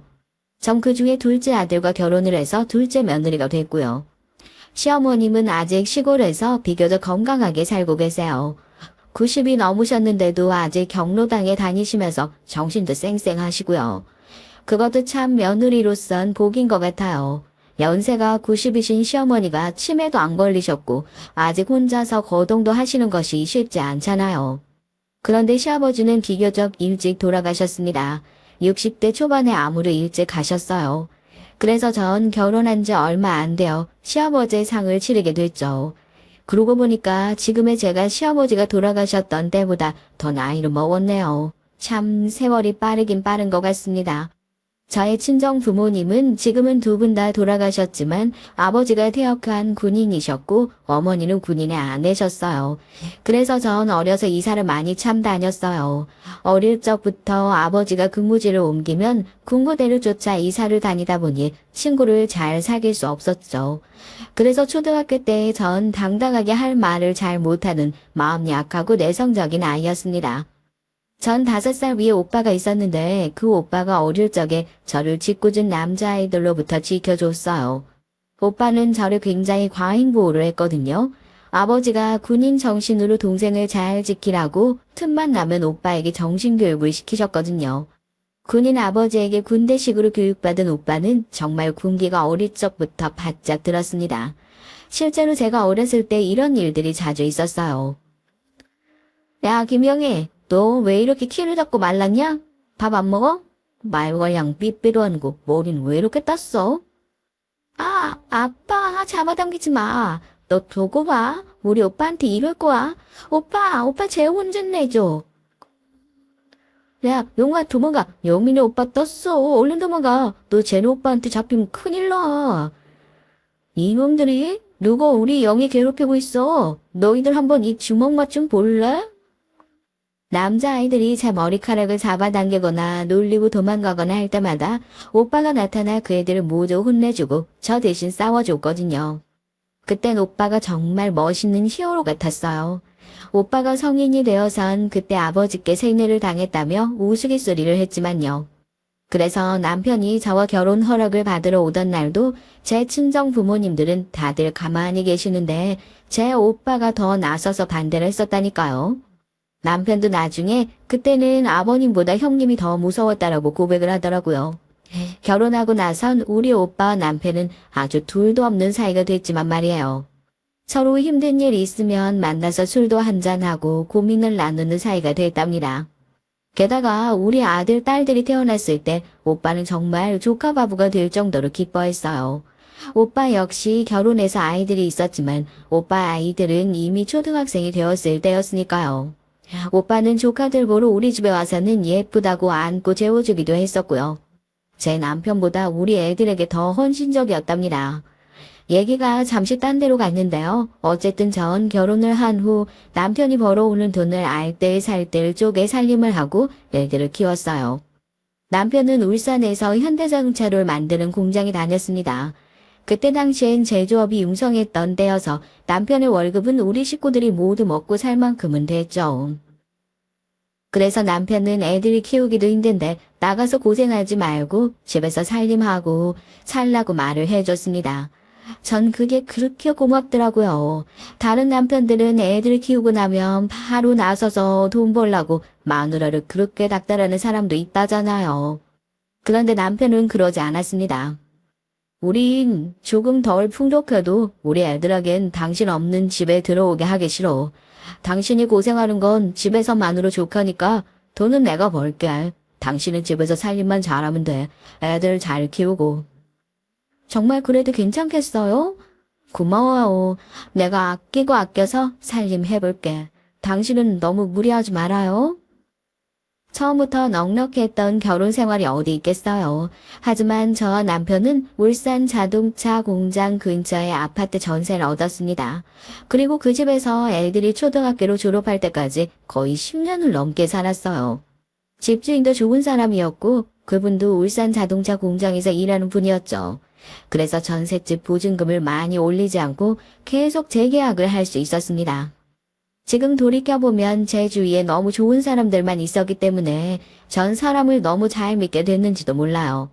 나쁜 사람들에게 사기당하게 되면 의심이 많아진다고 하잖아요. 하지만 전 주위에서 저를 속이거나 사기치는 사람이 없었죠. 물론 TV 드라마나 고발 프로그램을 보면 그런 범죄 사기꾼들이 많이 나오긴 합니다. 하지만 제가 이런 일을 당했던 적이 없어서 전 순진하게 사람을 잘 믿었던 것 같아요. 저희 아이들도 바른 생활 사나이로 잘 자라줬습니다. 맏아들은 공부를 잘했고요. 그래서 서울에 있는 고려대 컴퓨터공학과에 입학을 했습니다. 제 남편은 그때 너무나 좋아했어요. 남편도 큰아들이 좀 잘 돼서 집안을 일으켰으면 좋겠다고 생각했던가 봐요. 그렇게 큰아들은 서울로 유학을 떠났습니다. 그랬더니 남편의 수입만으로 현실적인 생활이 안 되는 거였어요. 큰아들에게 자취방을 얻어주고 대학 등록금을 냈더니 가게에 큰 구멍이 나고 말았습니다. 전 남편에게 미안한 마음에 이젠 저도 나가서 돈을 벌어야겠다고 생각했죠. 하지만 이미 20주년을 주부로 지내왔던 절 선뜻 고용해주려는 곳은 없더라고요. 사무직은 써주는 데가 없고 전 운전을 못하니 보험 영업이나 학습지 선생님은 할 수는 없었어요. 그렇게 몇 달간 벼룩시장 같은 생활정보지를 보면서 저한테 맞는 알바 자리를 찾았지만 좀처럼 없더라고요. 그러던 어느 날 전 동네 마트에 장을 보러 갔다가 계산원을 모집한다는 아르바이트 자리를 찾아냈습니다. 사장님은 워낙 제 얼굴을 알고 단골이다 보니 제가 거기서 일을 해도 되겠냐고 하니까 당연히 좋다고 말했죠. 전 너무나 감사하고 기뻤습니다. 역시 일자리는 동네에서 찾는 게 빠르죠. 전 남편이 알면 시끄러워질까봐 남편 몰래 그 마트에 아르바이트로 들어갔어요. 애들이 어차피 다 컸고 학교에 가고 나면 저녁까지 돌아오지 않으니까요. 남편도 공장에서 야근이다 뭐다 해서 밤늦게 들어오는 일이 다반사였습니다. 그래서 처음엔 제가 아르바이트를 한다는 것을 남편에게 숨길 수가 있었죠. 전 그 돈을 제 명의로 된 통장에 차곡차곡 모았습니다. 저만의 쌈짓돈이 쌓여가는 즐거움과 저도 어딘가에 쓸모가 있다는 자부심에 힘든 줄도 모르고 아르바이트를 다녔어요. 나중에 남편과 애들에게 도움이 될 날들이 있을 거라고 생각하면서 말입니다. 그런데 생각보다 빨리 그 도움이 될 날이 찾아왔어요. 제 통장에 돈이 쌓여가기 시작했을 무렵에 남편의 공장에서 작은 사고가 있었거든요. 야간에 불 꺼진 공장을 돌아보던 경비 아저씨가 실수로 담뱃불을 기계에 떨어뜨려서 화재가 난 것이었어요. 놀란 경비원은 그 자리에서 불을 끄긴 했지만 기계가 타서 무슨 베어링이 고장났다나 했다나 봐요. 그때 남편은 자동차 공장의 공장장이었어요. 그 화재 사고로 몇백만 원 정도의 손실을 봤다고 하더라고요. 불을 낸 경비원 아저씨는 당연히 회사에서 잘렸고 회사의 높은 사람들은 남편에게 책임을 물어서 3개월치 월급 감봉을 시켰다고 하더라고요. 남편은 그 얘기를 저한테 미안해서 한참 동안 못하다가 아파트 관리비가 밀리자 그제서야 이실직고를 했습니다. 아파트 관리비를 못 낸 것이 3개월쯤 되자 관리사무소에서 직접 전화가 온 것이었어요. 전 당연히 남편의 계좌에서 빠져나가는 줄 알고 있었기에 좀 놀랐죠. 그제야 남편은 저에게 이렇게 말을 했습니다. 미안해. 사실 내 관리 소홀 때문도 있었지 뭐. 하지만 당신한테 얘기할 수는 없었어. 당신이 집에서 고생을 하는데 내가 감봉됐단 말을 어떻게 해. 게다가 회사에서도 내 입지가 점점 좁아지고 있어. 그래서 매일 살얼음판을 걷는 기분이야. 그랬어요? 당신은 왜 그런 얘기를 안 했어? 사실 나도 당신한테 할 말이 있었는데. 전 그동안 1년 정도 동네 마트에서 아르바이트한 사실을 말했습니다. 전 남편이 괜한 짓을 했다고 저에게 뭐라고 할 줄 알았거든요. 그런데 남편은 안심을 했는지 크게 한숨을 쉬며 가슴을 쓸어내리는 것이었습니다. 그리고 제 손을 잡더니 이렇게 말을 했어요. 정말 다행이다. 고마워. 당신이 그동안 나 몰래 아르바이트 한다고 고생이 많았겠구려. 당신이 벌어둔 쌈짓돈으로 구멍난 우리 가게 경제는 어떻게든 메워줄 수 있겠네. 그런데 당신 혹시 그 일 힘들진 않아? 힘들진 않아요. 1년이나 하다 보니까 나도 손이 빠른 계산운이 됐거든. 그리고 거기가 내가 다니는 단골 슈퍼라서 팔다 못 파는 야채나 빵 같은 거 있으면 사장님이 그냥 주시기도 해서 좋아요. 이참에 나 당신한테 들킨 김에 계속 마트 다닐래. 이제 해보니까 돈도 쌓이고 소일거리도 되고 좋구만. 그랬더니 남편은 마음의 큰 짐을 덜었다고 좋아하는 것이었죠. 그동안 남편은 결혼 초부터 큰 소리 쳤던 것도 있고 해서 저금도 줄고 노후 대비가 안 되어도 저한테 일을 나가라는 말을 할 수 없었다고 하더라고요. 그런데 제가 알아서 아르바이트를 구했다고 하니까 남편 입장에선 제가 고마울 수밖에 없었죠. 그래서 남편은 집안일을 좀 돕기로 했습니다. 제가 일하고 오면 저녁에 힘드니까 설거지는 자기가 해주겠다고 하더라고요. 전 알겠다고 했죠. 우리 부부는 그렇게 무슨 일이 있으면 합의해서 가정 경제를 꾸려나가자고 다짐했습니다. 조그만 것에도 서로 의논하고 합의하는 생활을 하다 보니까 저절로 싸울 일 같은 건 없어지더라고요. 결혼 초기엔 제가 대부분 남편에게 맡겼죠. 전 경제적으로 능력이 없다 보니까 남편이 거의 모든 걸 결정했어요. 하지만 이제 저도 돈 버는 사람이라고 남편이 대우를 해주긴 해주더라고요. 전 그런 점이 기분 좋았습니다. 내 능력을 인정받았다는 생각이 들어 더욱 열심히 살게 됐죠. 몇 년 전에 남편이 퇴직을 하고 나서도 전 이 일을 계속하고 있어요. 벌써 슈퍼 근무를 한 지도 10년이 다 되어가네요. 그동안 잠시 다른 일을 하기도 하고 일을 그만둔 적도 있었지만 다시 돌아오게 됐습니다. 사장님과의 의리를 저버릴 수 없었기 때문이죠. 사장님은 처음에 저를 아르바이트로 고용했다가 제가 점점 일을 잘하니까 4대 보험이 되는 정직원으로 채용을 해주셨어요. 정말 고마운 일이죠. 이렇게 저를 알고 제 주변에 있는 사람들은 다 저에게 친절했습니다. 그때까지 전 인간관계에 있어서만큼은 운이 좋았다고 밖에 말할 수 없겠네요. 그런데 어쩌다가 제가 둘째 아들의 여자친구에게 속게 되었는지 궁금하시죠? 그 얘기는 좀 더 이따가 하도록 하겠습니다. 그러니까 여러분 끝까지 잘 들어주세요. 저의 작은 아들은 어렸을 때 형보단 공부를 잘하지 못했고 노는 걸 너무 좋아했어요. 그래서 공부로는 글렀다고 생각해서 어렸을 때부터 운동을 시켰죠. 초등학교 땐 축구에 빠져 있다가 중학교 때부터 농구를 하기 시작했어요. 중학교 때 시작한 것 치고는 실력이 좋아서 고등학교 때도 학교 대표로 뛰곤 했죠. 그래서 전 그 애가 농구로 대학을 갈 줄 알았거든요.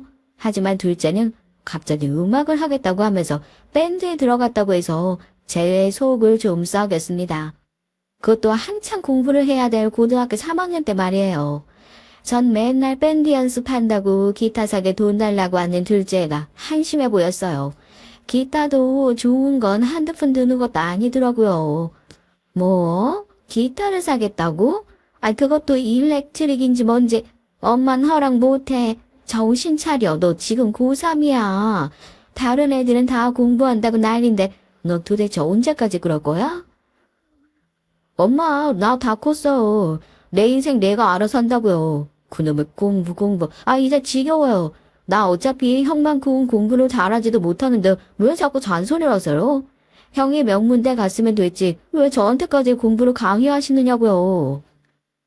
큰아들이 부모 말을 잘 듣는 온순한 아들인 반면 둘째는 예전부터 좀 자기 고집이 셌어요. 그리고 뭔가에 한번 꽂히면 주의가 안 보이는 스타일이었습니다. 그것 때문에 남편도 둘째로 훈육하고 할 때마다 애를 좀 먹었죠. 그런 둘째 아들도 군인이셨던 제 친정 아버지만큼은 무서워했지만 말이죠. 하지만 이미 청년이 다 된 애를 할아버지가 어떻게 혼낼 수가 있겠어요. 제 할아버지도 컨트롤이 안 되자 두 손 두 발 다 들어버린 녀석이 바로 저희 둘째 아들입니다. 둘째 아들은 고등학교 졸업 후 바로 대학을 가지 않고 음악을 1, 2년 하다가 그것도 금방 때려치워 버렸어요. 밴드 멤버들하고 마음이 안 맞다나 뭐라나 하면서 말이죠. 그리고는 군대 갔다가 다시 공부를 해서 늦은 나이에 체대를 들어갔습니다. 둘째가 대학교에 들어간 게 군대 제대하고 바로니까 26이었던 것 같네요. 그리고 그 애는 30살에 대학을 졸업했습니다. 군대 가기 전엔 천방지축이더니 갔다 오니까 그래도 정신을 차렸는지 자기가 먼저 대학을 가겠다면서 수능 공부를 하더라고요. 남편과 전 잘 됐다고 생각했죠. 둘째 아들이 땀만 먹기 전에 얼른 재수학원을 등록시켜 줬어요. 그동안 안 해서 그랬지 하면 하는 애라는 것을 둘째 아들은 자기 스스로 보여주더라고요. 마음 먹고 공부를 해서 한 번에 제대로 합격했고 지금은 중학교 농구 코치 일을 하고 있어요. 둘째 아들은 체육계이다 보니까 처음부터 남자 아이돌과만 어울렸습니다. 체대가 좀 군기가 세거든요. 그러니 선배들 따라 술도 많이 마시고 남자들끼리 하는 당구나 게임만 하고 살았어요. 게다가 또 둘째 아들은 늦은 나이에 대학을 들어와서 아저씨 신입생이라고 불렸다고 하더라고요. 체육학과의 남학생들이 그렇게 잘 따랐다고 하네요. 그러다 보니까 애가 여자에게 면역이 없었어요. 조금 과장을 하자면 우리 둘째 아들은 여대 앞에는 지나가지도 못할 만큼 쑥맥이었던 겁니다. 지금 곰곰이 생각을 해보니까 전 그게 문제였다고 생각해요. 그래서 그 애가 여자애 보는 눈이 그렇게 없었던 것 같고요. 남자들하고만 어울리지 말고 골고루 여자를 사귀어봤어야 했는데 말이죠. 그랬으면 그 여자에게 속아 넘어가는 일이 없었겠죠. 저희 큰아들은 고려대 컴퓨터공학과를 나와서 벤처기업을 차렸습니다. 그때 한참 게임 업계가 벤처 사업으로 인기가 있었던 때였거든요. 전 그 애가 컴퓨터공학과를 나왔으니 대기업인 삼성이나 LG 들어갈 거라고 기대를 많이 했었어요. 하지만 그 앤 친구들과 벤처 회사를 차리더라고요. 그래서 전 내심 실망을 하긴 했습니다. 지금은 대기업 연봉보다 더 많이 벌긴 하지만요. 저도 잘 몰랐는데 그 업계는 밤낮이 없이 일만 하는 곳이었습니다. 처음엔 건강하고 튼튼하던 아들도 하도 밤을 새니까 눈 밑에 다크서클이 지면서 점점 폐인처럼 변해갔어요. 전 울산에 살고 아들은 서울서 회사를 다니니까 아무리 제가 신경을 쓴다고 해도 한 달에 한두 번 정도 큰아들의 자취방에 왔다 갔습니다. 그 애는 계속 같은 회사 사람들만 보다 보니까 결혼도 사내에서 했어요. 매일 씻지도 않고 민낯으로 만나는 여자에게 사귀자고 했고 그렇게 7년 동안 사내 연애를 하다가 결혼을 하게 됐습니다. 큰며느리는 지금은 집에서 애를 키우지만 아들 회사에서 수석 프로그래머였어요. 언젠가 큰아들이 나보다 훨씬 일머리가 좋았다고 말하며 아까워했죠. 애들이 조금만 크면 다시 회사로 들어오게 한다고 하더군요. 그 애들은 같은 직장을 다니는 공통점이 있어서인지 서로 배려도 하고 잘 사귀어서 결혼까지 꼴이 나게 됐고요. 근데 문제는 둘째 아들이었습니다. 전 첫째를 무사히 결혼시키고 나서 둘째에게 슬쩍 옆구리를 찔러봤어요.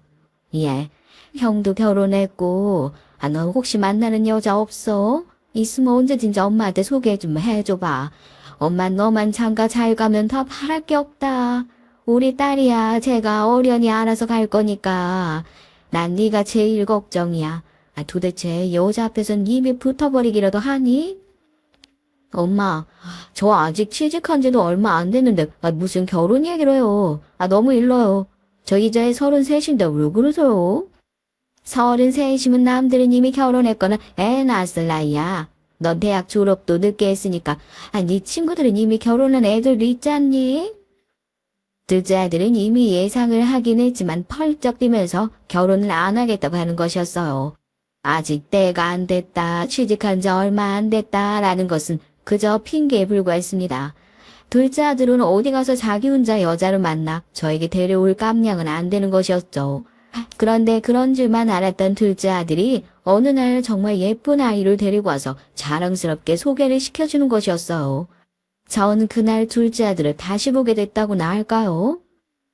엄마, 저 엄마 소원대로 결혼할 여자친구 데리고 왔어요. 어때요? 여기는 채이라고, 이웃채이라고 해요.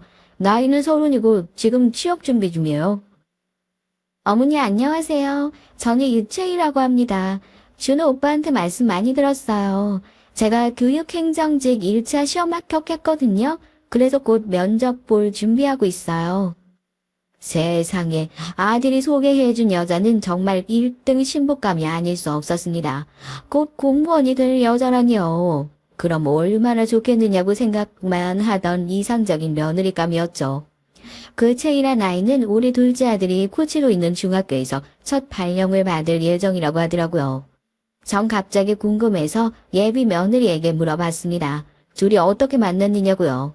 그랬더니 그 애는 우물쭈물 대답을 회피하더라고요. 그 아이 옆에서 제 눈치를 슬슬 보던 둘째 아들이 대신 대답을 했습니다. 아, 사실 우리 동네에 도서관 하나 있잖아요. 채이가 거기서 공부하는 중이었거든요. 저도 시험 좀 보려고 책을 찾아서 도서관에 갔는데 거기서 만나게 됐어요. 만난 지 한 100일 정도밖에 안 됐지만 우리 정말 서로 사랑해요. 뭐 100일밖에 안 됐다고? 전 아들의 말을 잘못 들었나 제 귀로 의심했습니다. 물론 그 아이를 신부감으로 나무랄 데가 없었죠. 하지만 전 만난 지 100일 만에 결혼을 결정해도 되나 싶었어요. 그야말로 번개불에 콩거 먹는 그런 스피드가 아니겠습니까? 걱정스러운 마음에 전 그 채이라는 애에게 물어봤죠. 그쪽 집에서도 우리 둘째 아들과 사귀는 건 알고 있냐고 말이에요. 그랬더니 그 애는 수줍게 고개를 끄덕이는 것이었습니다. 전 안도의 한숨을 내셨어요. 그때 그 애는 정말 놓치고 싶지 않은 며느리감이었습니다. 그래서 전 잘 알아보지도 않고 그에게 아들과 결혼하는 걸 무조건 허락한다고 했어요. 그럼 상견례는 언제가 좋겠니? 보다시피 우리 준호가 나이가 좀 많아서 난 올해 내로 결혼을 했으면 좋겠는데 말이야. 혹시 너희 부모님한테 우리 준호 인사시켜 드렸니? 아니요. 아직은 못 만나 뵀어요. 오빠가 우선 어머니와 인사부터 하자고 해서요. 그런데 저 어머니께 드릴 말씀이 있는데 결혼하면 어머니 집에 들어와서 살았으면 좋겠는데 어머니는 어떠세요? 전 조금 의아하긴 했지만 아들만 원한다면 전 상관없다고 생각해서 흔쾌하게 허락했어요. 물론 남편과도 의논했어야 되는 일이지만 전 둘째 아들이 35 슬슬 노총각으로 들어서고 있는 나이였기에 마음이 급했습니다. 그래서 그 애가 어떤 여자인지는 그냥 그 당시엔 중요하게 생각하지 않았어요. 제가 잘 알아보고 했어야 하는데 지금은 정말 후회하는 부분입니다. 전 얼른 집으로 가서 남편에게 이 기쁜 소식을 전했습니다. 그렇지만 남편은 저와 다르게 마냥 좋아하지만 않았어요. 오히려 저에게 그 예비 며느리란 아이에 대해 꼬치꼬치 묻는 것이었죠. 집안은 어떤 애며 어느 대학 나오고 교육행정직에 합격한 걸 증명할 자료 같은 건 있는지 말이죠. 그래서 전 하나도 모른다고 했더니 남편이 심각한 얼굴로 저에게 물었습니다. 당신은 둘째 아들 믿어? 우리 준호가 얼빠라서 그저 얼굴만 보고 걔랑 사귀는 건지 어떻게 알아? 결혼은 아무래도 좀 신중해야 되는 것 같은데 당신이 이렇게 호들갑을 떠니까 나는 좀 불안하네. 아니 당신은 세상 속고만 살아왔어요. 우리 아들이 데려온 여자니까 믿어야지. 괜찮아. 어차피 상견례도 다음 주에 잡아놨으니까. 그 집안이 정말 별로면 결혼 안 시킨다고 하면 돼. 뭐가 문제예요? 그리고 우리 준호 35이야. 지금 찬밥 더운밥 가질 때가 아닌 거라고요. 당신도 참 답답하네. 전 신중하게 결정하자는 남편을 오히려 답답하다며 코웃음을 치고 몰아붙이기만 했습니다. 남편은 결국 저의 기세에 눌려 난 모르겠으니 당신이 알아서 해라 라고 하면서 안방으로 들어가 버렸죠. 그때 남편의 말을 듣지 못했던 게 지금은 정말 후회가 되네요. 괜히 결혼이 일륜지 대사라는 말이 있는 게 아니었습니다. 여러분들도 아들, 딸들이 결혼한다고 하면 저처럼 실수하지 마시고 잘 알아보고 시키시길 바랄게요. 어쨌든 그 다음 주에 저는 예비 며느리의 부모님과 상견례 날짜를 잡았습니다. 저희 가족들이 약속 장소인 울산 시내에 있는 중식당에 도착하자마자 그쪽 부모님들이 이미 긴장을 하고 앉아있더라고요. 늦지 않게 나왔는데도 그 애 역시 이미 자기 부모님의 옆에 앉아 있었어요. 그 애는 자기 엄마로 보이는 여자 옆에서 뭔가 이마를 찌푸리면서 소곤거리고 있었고요.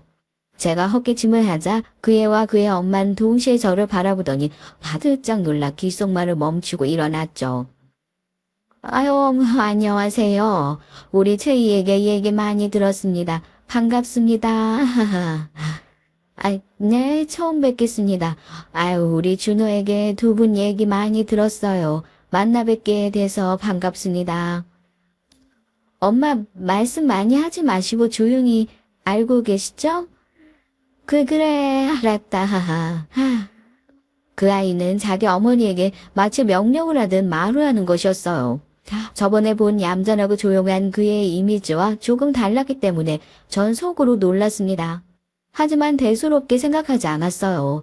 사부인 될 분이 평소에 엄청 수다스러운 성격인가 보다 하고 그저 짐작만 했을 뿐이었죠. 하지만 상견례가 진행됨에 따라 그 애는 자기 부모를 향해 가끔 눈짓을 하기도 하고 뭔가 단속하는 듯한 분위기가 있었어요. 그리고 그의 친정 부모라는 사람들은 딸의 말에 꼼짝을 못하는 것이었습니다. 남편은 그 싸한 분위기를 영 미덥지 않은 눈으로 바라봤어요. 하지만 전 그 당시엔 그저 아들이 더 늦기 전에 결혼을 해야 한다는 한 가지밖에 생각할 수 없었습니다. 그래서 처음엔 그런 예비 며느리의 수상한 말과 행동을 전혀 눈치채지 못했죠. 물 흐르듯 막힘없이 상견례가 진행되는 와중에 유독 불편하게 하는 바깥사돈을 보며 남편은 의아한 표정으로 바깥사돈에게 물었어요. 저 사돈어른 어디 몸이라도 안 좋으신가요? 왜 이렇게 두리번거리세요? 아닙니다. 제가 잘 모르는 자리에서 좀 긴장하는 버릇이 있어요. 저희 신경 쓰지 마시고 어서 식사하세요. 아버지, 시아버지 될 분께 무례하게 그게 무슨 말씀이세요? 조용히 좀 하세요. 그래, 알았다. 예비 며느리는 자기 부모님인데 너무 아랫사람에게 하듯 아무 말도 못하게 하고 분위기를 싸하게 만들었죠. 그의 친정 부모들은 말없이 음식만 먹었고 그 딱딱한 분위기에서 애써 밝은 척하는 건 그 애밖에 없었습니다. 전 아들을 힐끗 봤어요. 아들은 뭔가 복잡한 표정을 짓고 있었습니다. 너무 이게 아닌데 하는 표정이라 전 아들의 옆구리를 쿡 찔러 밖으로 데리고 나갔죠. 그리고 아들에게 추궁하듯이 말했습니다. 예, 준호야. 채이가 말이야. 원래 자기 어머니 아버지께 저런 식으로 얘기를 해? 말이 좀 짧은 편인 것 같아서 그래. 생판 모르는 남한테 아주 잘하는데 부모한테는 좀 구스타이야. 엄마, 쟤도 긴장해서 그런 거 아닐까요? 원래 부모님한테 되게 싹싹하고 잘하는 애예요. 제가 저번에 인사하러 여자친구 집에 갔을 때 부모님 모두 아주 인자하시고 밝으셨거든요. 제 아들도 고개를 갸웃거리긴 했지만 그땐 그냥 그렇게 넘어갔어요. 어떻게 그날은 분위기만 가지고 그 사람들을 만날 수가 있겠어요. 저는 그래도 애써 넘어가려 했지만 남편은 상견례가 끝나고 집에 와선 이 결혼 정말 시켜야겠느냐고 말하더군요. 아무래도 좀 예비 며느리가 자기 부모님께 무례하다는 것이었죠. 혹시나 그 애가 버릇도 없고 시부모가 될 우리들을 우습게 보면서 제멋대로 굴면 어떡하겠느냐는 것입니다. 전 그런 남편에게 신경과민이라고 말했죠. 어쨌든 전 그의 첫인상이 너무나 좋았거든요.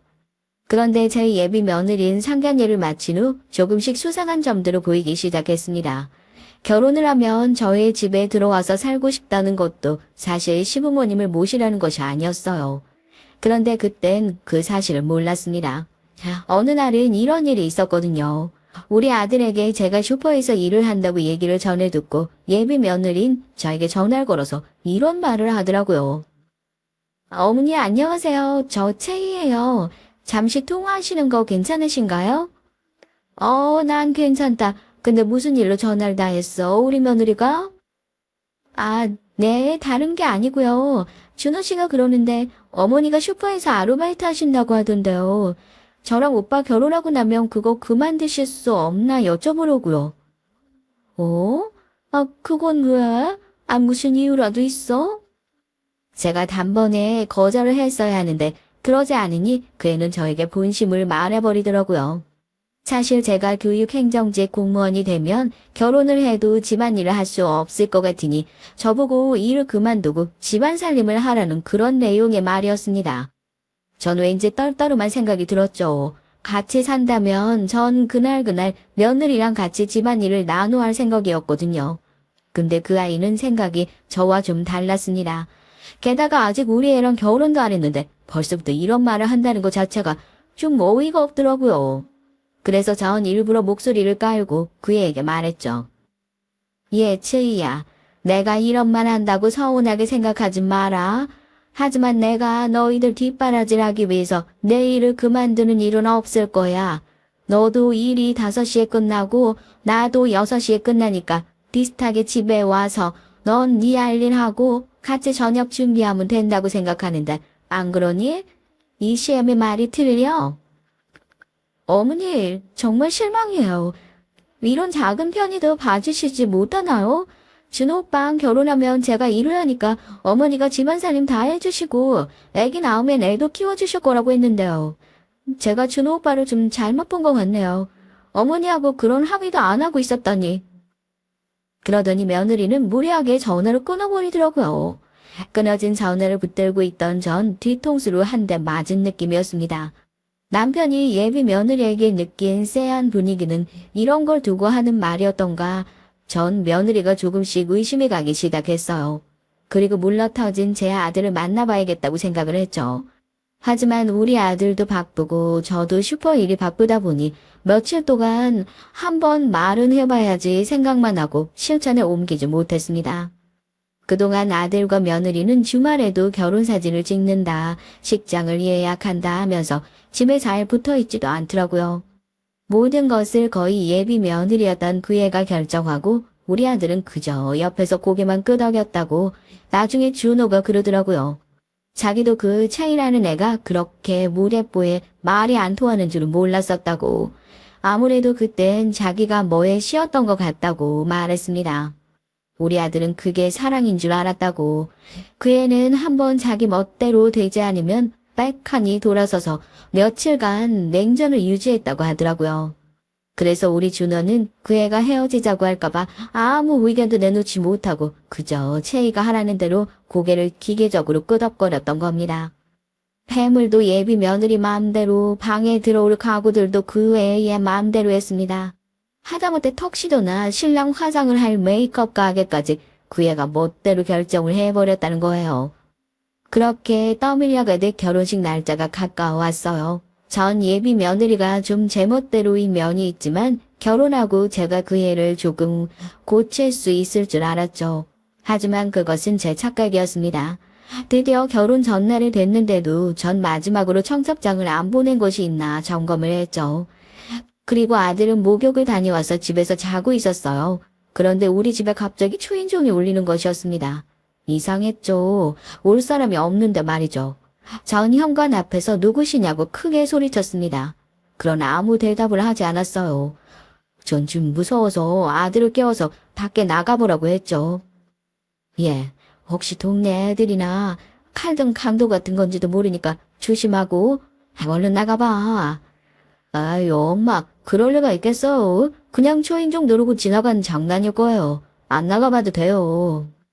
아니야, 내가 예감이 좋지가 않아. 얼른 나가봐. 아무것도 아니면 다행이지 뭘. 문 밖에 나가보는 게 뭐 얼마나 걸린다고 안 나가려고 해? 결국 둘째 애들은 투덜투덜하면서 방에서 나와서 현관에 나가봤답니다. 그랬더니 아무것도 적혀있지 않은 흰 봉투가 떨어져 있었다고 하더라고요. 의아한 생각에 아들은 얼른 그 봉투를 주워들고 집으로 들어왔대요. 전 아들이 가져온 흰 봉투가 너무나도 수상한 생각이 들었습니다. 준우, 너 혹시 이걸 떨어뜨리고 간 사람 얼굴이나 뒷모습이라도 본 거 있어? 아우, 왠지 꺼림직하네. 모르겠네요. 밖에 떨어졌길래 가지고 왔는데 발신인도 수신인도 없군. 그게 뭐지? 무슨 광고 같은 건가? 아유, 그냥 버리자. 이래 내봐. 전 아들이 들고 있던 그 봉투를 낚아채서 봉투째로 그걸 쓰레기통에 버리려고 했어요. 그러다가 혹시나 하는 마음에 안에 든 내용물을 꺼냈습니다. 그랬더니 거기엔 경악할 만한 내용이 담겨 있는 것이었어요. 글쎄 이런 내용이 타이프로 쳐져 있는 것이었습니다. 당신 아들이 결혼하려고 하는 여자는 보험 사기꾼입니다. 만약 내일 결혼한다면 아마 당신의 아들은 한 달 안에 그 여자에게 죽임을 당할지도 모릅니다. 그러니 이 결혼은 취소하세요. 절대 시키면 안 됩니다. 내 말을 믿으셔야 해요. 이 편지의 내용을 보고 전 눈이 휘둥그레졌죠. 그리고 제 둘째 아들에게 이 사실을 공유했습니다. 그랬더니 제 아들은 이런 못된 장난을 친 사람이 누구냐고 하면서 마구 화를 내는 것이었어요. 전 정말 이게 그냥 장난처럼 보이는지 아들에게 한번 알아봐야겠다고 생각했죠. 저는 아들을 데리고 그의 방에 들어가서 조용히 얘기를 했습니다. 내가 사실 상견례 때부터 좀 찝찝한 게 있었어. 그래서 너한테 물어본다고 말만 하고 이때까지 안 물어봤는데 너 솔직하게 대답해야 된다. 거짓말하면 안 돼. 네, 알겠어요. 저런 질 나쁜 장난 편지를 엄마는 설마 믿으시는 건 아니죠? 나도 거짓말이면 좋겠는데, 그래도 확실히 할 건 해야지 않겠어? 너 결혼을 좀 미루더라도 지금 중요한 건 네 여자친구에 대한 정확한 사실을 알아야 할 것 같아서 그래. 믿고 싶지 않았지만 그 얘기는 나중에 알아보니 다 사실로 드러났습니다. 이 사실을 알고 나서 전 등줄기에 소름이 쫙 끼쳤어요. 그럼 지금부터 제가 그 예비 며느리란 아이에 대해 알아본 사실을 청취자 여러분들에게 말씀드릴게요. 제 예비 며느리의 민낯을 철저하게 파헤쳐 보겠습니다. 우선 전 아들과 예비 며느리의 결혼식장을 취소시켰어요. 그리고 영문을 몰라 하는 그 애에게 가서 익명의 편지를 보여줬죠. 그랬더니 그 애는 갑자기 무서운 표정을 짓고 저와 아들을 빤히 쳐다보는 것이었습니다. 제 아들은 그렇게 비열한 예비 며느리의 표정을 처음 봤다고 하더라고요. 그러면서 그 애는 뻔뻔하게 그건 사실이 아니라고 발뺌을 하는 것이었어요. 도대체 누가 이런 사실도 아닌 모함을 하는 편지를 보낸 거야? 언니, 저 정말 아니에요. 저 준호 씨 사랑해서 결혼하는 거지. 보험 사기 치려고 만난 거 절대 아니라니까요. 솔직하게 말해봐. 정말 그러니? 그렇다고 보기엔 네가 우리 아들을 꼬셔서 들기엔 생명보험 개수가 너무 많은 거 아니야? 그래, 나도 이상하다고 생각했어. 네가 해달라고 해서 그때는 내가 일일이 살펴보지 않고 서류에 사인을 했었지만 사실 내가 생명보험에 암보험까지 들어야 할 만큼 건강이 나쁘진 않아. 그런데 이제 와서 생각해보니까 네가 교묘하게 나를 조종하게 맞는 것 같거든? 지금이라도 이 사실을 알게 돼서 다행이지. 생각만 해도 끔찍하네. 사실 전 식장을 취소하고 며느리와 3대 대면을 하기 며칠 전부터 아들을 먼저 추궁했어요. 그랬더니 아들은 그 애가 권하는 대로 보험 서류로 몇 개 사인을 해줬다는 것이었습니다. 그 애는 정말 교묘하게 아들을 조종해서 그 서류를 내밀었다고 하더라고요. 전 너무 분통이 터져서 우선 제 아들의 등짝을 몇 대 때리고 말았습니다. 그리고 화를 내며 아들을 향해 소리쳤죠. 너는 무슨 생각인 거야? 걔가 보험을 하는 애도 아닌데 네 생명보험을 그렇게 많이 들어달라고 하는데도 하나도 의심하지도 않았어? 아니, 쟤가 절 너무너무 사랑해서 저한테 무슨 일이 일어나면 안 된다고 하면서 그 서류들을 준비해 왔더라고요. 게다가 장모님이 보험 영업을 하신다고 하는데 예비 사위가 돼서 그런 걸 어떻게 거절해요? 정말 들기 싫었지만 어쩔 수 없었다고요. 제가 며느리를 노려보며 이런 사실을 전부 내뱉었더니 예비 며느리의 표정에 낭패한 빛이 떠올랐습니다. 이미 사기친 걸 전부 들켜버렸다는 걸 알고 나더니 그 애는 금방 돌변해서 팔짱을 끼면서 오만 불쏘는 태도를 취했어요. 게다가 그의 입에서는 정말 쌍소리가 확 튀어나오는 것이었어요. 아씨, 짜증나게. 그래서 뭐야? 어쩌라고요? 아줌마 아들이 병신 같아서 저한테 속은 걸 어쩌라고요? 다 필요 없고 내가 지금 여기서 경찰 불렀으니까 딱 기다려. 너 같은 사기꾼은 깜빵에 갇혀서 콩밥을 먹어봐야 돼. 뭐라고요? 아, 경찰을 불렀다면 안 돼. 오빠, 나 좀 구해줘. 그동안 그래도 우리 잘 지냈잖아. 어머니, 제가 잘못했어요. 네? 제발 경찰에 신고하지 마세요. 네? 전 굳은 얼굴로 그 아이의 눈앞에 보험 해약 서류를 내던졌습니다. 전 아들이 들었던 보험회사들을 일일이 찾아가 그 보험들을 전부 해약하고 왔던 것이었죠. 아들이 속아서 사인한 보험의 개수는 암보험, 운전자보험, 생명보험, 하여간 모든 걸 통틀어서 10개가 되더라고요. 며느리는 눈앞에서 우수수 쏟아지는 그 해약된 서류들을 보더니 이제 더는 발뺌할 수도 없음을 깨닫고 고개를 떨궜습니다. 그리고 제가 미리 불러둔 경찰들이 들이닥치자 포기해버린 건지 별다른 반향도 하지 않았어요. 걔는 얌전히 경찰들의 손에 연행되어 순순히 경찰차를 탔습니다. 경찰들은 그 길로 그의 엄마를 체포하러 떠났고요. 저와 둘째 아들은 그제야 안도의 한숨을 쉬었습니다. 아이고, 다행이다. 준호야, 넌 저런 무서운 애랑 사귀었던 거야. 무슨 일 당하기 전에 이 결혼 취소해서 다행인 줄 알아, 어? 다음부터는 여자 사귈 때 무조건 뭐 하는 애인지 다 알아보고 사겨. 알겠니? 알았어요, 엄마. 정말 어이가 없네. 모녀가 둘 다 사기꾼이었더니 너무 무섭다. 저와 아들은 둘 다 몽소리를 치면서 멀어져가는 경찰차의 뒷모습을 봤습니다. 나중에 알게 된 사실인데요. 저희 집 앞에 그 제보 편지를 두고 간 사람은 상견례 때 봤던 그 예비 며느리란 아이의 아버지였습니다. 그런데 그 아버지는 그 아이의 진짜 아버지가 아니었어요. 제 며느리 될 뻔한 그 채이란 아이는 아버지가 일찍 돌아가셨다고 해요.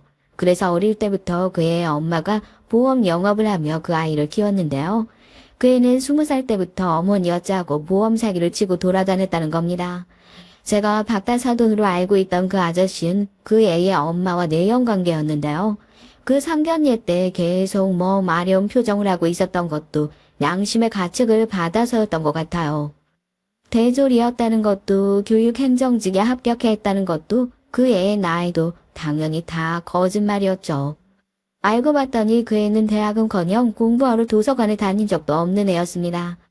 그러다 제 아들을 사기의 타겟으로 삼고 나서부터 마을 도서관에서 공부하는 척을 했다고 하더라고요. 그 깜찍한 년이 글쎄 제 아들이 그 도서관에 나타날 때마다 자주 마주치며 캔커피를 준다든지 가방을 놓아준다고 한심을 샀던 모양이었어요. 제 바보 같은 아들은 그의 거칠의 친절을 진짜로 믿고 홀딱 빠져버린 것이었고요. 여러분 정말 소름 끼치지 않으신가요? 전 나중에 이런 경찰의 설명을 듣고 머릿속이 하얘지는 것이었습니다. 우리 아들이 정말 그것이 알고 싶다에 나올 뻔하지 않았어요. 제 인생에 어떻게 이런 일이 일어났는지 정말 믿을 수가 없었습니다. 제 손으로 그 애를 경찰서에 넘기고 나서도 전 밤에 무서워서 잠을 못 잤죠. 한데 자초지종을 다 알게 된 남편은 그것을 보라면서 저에게 퉁을 주는 거였습니다. 그것 봐. 내가 처음 봤을 때부터 그 사돈들의 행동이 수상하기는 했어. 그리고 그 애도 그렇지. 어쩐지 말을 막 하더라니. 내가 잘 알아본 다음에 결혼시켜도 시키는 거라고 했잖아. 앞으로는 내 말 무시하지 마. 전 아직도 가슴이 두근거려서 자다가 벌떡 일어날 정도였는데 남편은 이런 얄미운 소리나 하는 걸 보고 전 정말 성질이 났더라고요. 하지만 남편의 말이 하나도 틀린 게 없었으니 뭐라고 하지도 못했습니다. 전 분한 마음을 누르면서 남편의 말에 동의를 할 수밖에 없었어요. 그래, 당신이 다 옳다 오라. 당신 정말 잘난 사람이야. 그것보다도 우리 아들이 정말 결혼해서 한 달 안에 보험 사기를 집기라도 했으면 당신 어쩌려고 했어? 그게 중요한 건 아니잖아. 그런 슬픈 일이 일어나기 전에 우리 아들을 구했고 사기꾼 모녀를 잡았다는 게 중요한 게 아닐까? 당신 이번 일로 마음고생했으니까 우리 당분간 준호 결혼이나 파혼 같은 건 생각하지도 말고 둘이 어디라도 다녀올까? 전 남편이 그냥 하는 소린 줄 알았죠. 그래서 꽃방귀날 끼고 말았는데 글쎄 며칠 후에 남편은 저를 위해서 해외여행을 예약한 것이었어요. 쉬는 날 홈쇼핑을 보다 좀 충동적으로 하긴 했지만 말이에요.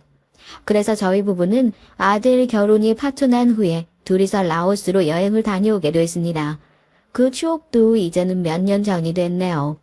전 모든 것이 느린 곳에서 사기꾼 모녀에게 받은 충격도 좀 있고 힐링을 하고 왔습니다.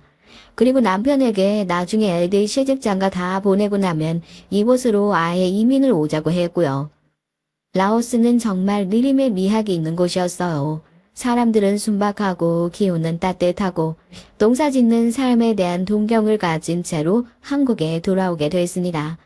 전 나중에 라오스에 가서 살고 싶어요. 만약 그게 현실적인 이유로 안 된다면 귀농이라도 할 생각을 가지고 있습니다.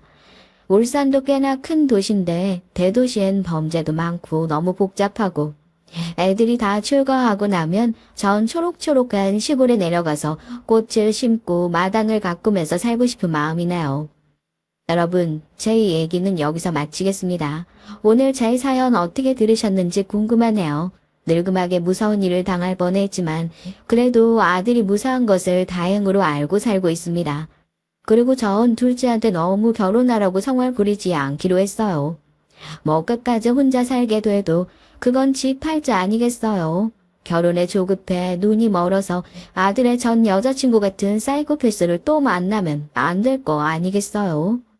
부디 여러분들에게 충고를 하나 드리겠습니다.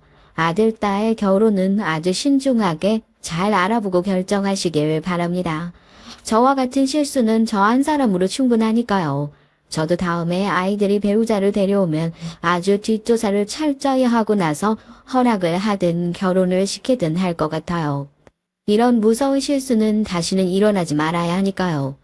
그럼 즐거운 하루 되시길 바랍니다. 긴 글 읽어주시느라 수고하셨어요. 감사합니다.